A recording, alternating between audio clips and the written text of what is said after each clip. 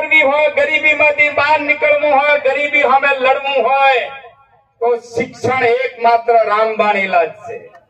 એટલે શિક્ષણને આપણે અપનાવીએ. અને મારી આપ સૌની વિનંતી છે કે હવે તાલુકે શૈક્ષણિક સંસ્થાઓ ઉભી થાય. અને પાલનપુરના આંગણે આપણે બેઠા છીએ તો પાલનપુર એ આપણા બૃહદ બનાસકાંઠાનું એ શિક્ષણનું હબ બનવા જઈ રહ્યું છે. તો પાલનપુરની અંદર તમને નથી લાગતું કે આપણા બધા કરે છે કે આપણા કોઈ શિક્ષણ માટેનું વિચારવું જોઈએ? અને શિક્ષણનું કામ કરવું હોય તો આ મંચ ઉપરથી સમગ્ર ગુજરાતની સમાજને વિનંતી કરવા માંગુ છું કે આપણા જેટલા સામાજિક સંસ્થાઓ છે, સંગઠનો છે, જે આપણા સમૂહ લગ્ન સમિતિ સુધી બધાએ એક બનવું પડે. એક બની અને શિક્ષણ માટેનો પ્રયત્ન કરવો પડે. તો આપણે જે કોઈ આપણી સામાજિક સંસ્થા હોય, જે સંગઠનો હોય, એ આજના આપણે નવા વર્ષમાં મા અંબાને પ્રાર્થના કરીએ કે આપણા બધાનો વિચાર એક બને, બધાની દિશા એક બને અને બધા એક દિશામાં વિચારી અને બધાનું બળ એક બને.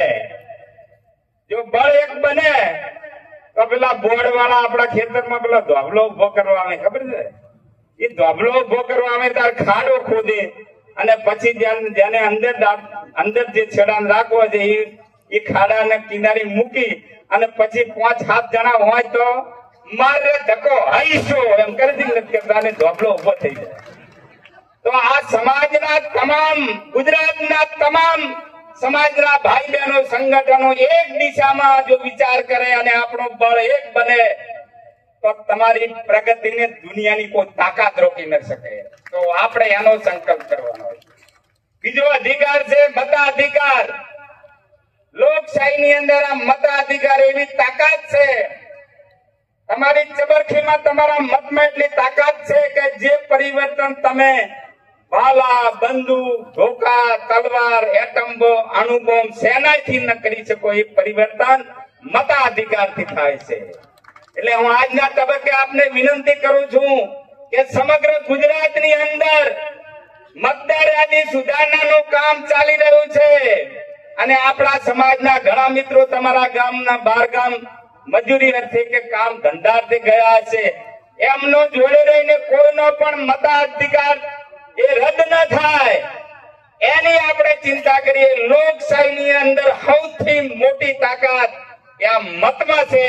એ મતાધિકાર એ એક પણ સમાજના ભાઈ બહેનો એનાથી વંચિત ના રહે એની આપણે ચિંતા કરીએ. બીજા આપણાને નબળા પાડનાર જે આપણા દુશ્મનો છે એ તમે ઓળખો છો. દારૂ, વ્યસન એ આપણો સૌથી મોટો દુશ્મન છે. આમ તો આ સમાજ વેર લેવા વાળો સમાજ, કોઈએ જો ધોકો માર્યો હોય તો એને એવી રીત ચડે કે ચારે પેલા 4 ધોકા મારો તારે એની રી ઉતરે. એવા રીહ વાળો આ સમાજ કે જે આ દારૂ એ લાખો લોકોના આપણા જીવ લીધા છે પણ એના સામે તમે રીહ ચડાવી નથી.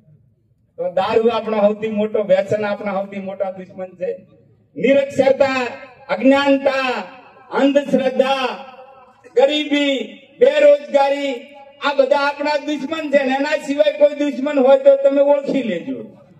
અને એ બધા દુશ્મનની સામે આ સમાજે એક થઈ અને આપણે કોઈનો વિરોધ નથી, પણ અમારી તાકાત ને અમારા સમાજને નબળા પડનાર કોઈ પણ હોય એ આપણા દુશ્મનો છે એમ માની અને આ નવા વર્ષથી આપણે આગળ વધવું છે. સાથે સાથે આપણી એ ભાવના હોવી જોઈએ.